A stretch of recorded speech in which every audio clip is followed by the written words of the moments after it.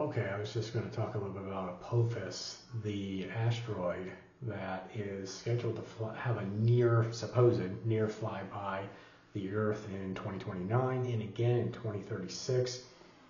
Putting that together, it does seem like a 7-year something in between. As an astrologer, to me, that hints that Apophis is kicking off some sort of period in 2029 that will last until 2036, and that, of course, Apophis is the god of chaos. So, god of chaos, destruction. Chaos leads to change, though. When you have chaos in your life, it's a prompt to change something. So humanity is being prompted to change and going on a different path. I believe in 2012, around that time, we had a great conscious awakening, and I think that was thwarted by people with a lot of money that had special interest into not going down that better path. People were talking about healthy foods, organic foods, Monsanto. You don't hear about that stuff anymore.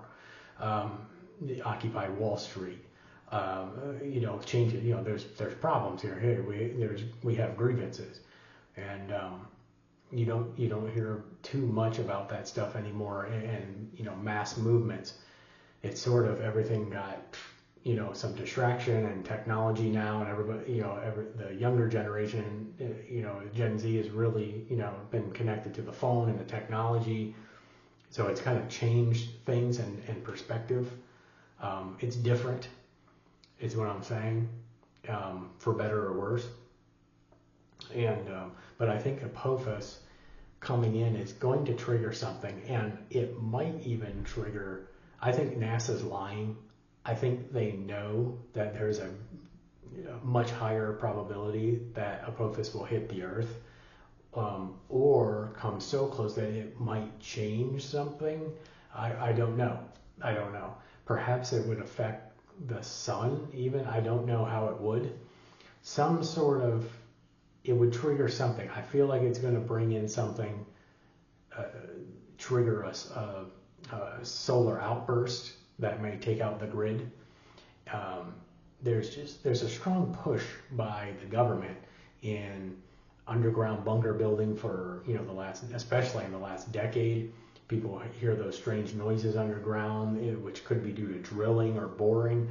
Now there's this urgent push for Greenland and the United States. I know about technocracy, and I know about the North American technate.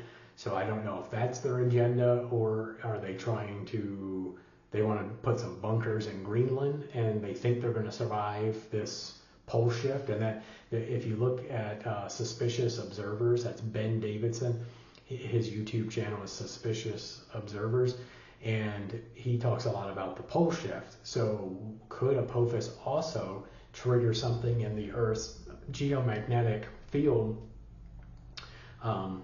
as well as other things like chemtrails and HARP? I don't know, but it could. And could that cause a true pole shift where it goes at least for a couple of days, then swaps back? But it could. Ben Davidson thinks that it could cause tsunamis, whole bunch of stuff. So I don't know, but I do think that Apophis could have some meaning, and it could cause greater destruction than NASA is leading on. And I don't know where you're safe. People like Edgar Casey said that thought that Virginia Beach is one of the safest places, yet it's right at sea level. But could it, if there were major earthquakes or cataclysms, could that area rise up? Like even Delaware and parts of Maryland around that, could that actually rise up and become 4,000 feet above sea level and not get touched? Whereas even out west it sinks, like California. I don't know. Just thoughts and stuff that's been kicked around the internet, that people who research it, in these areas quite a bit. But anyway, just putting that out there, I think there is something to Apophis, and I would not trust NASA.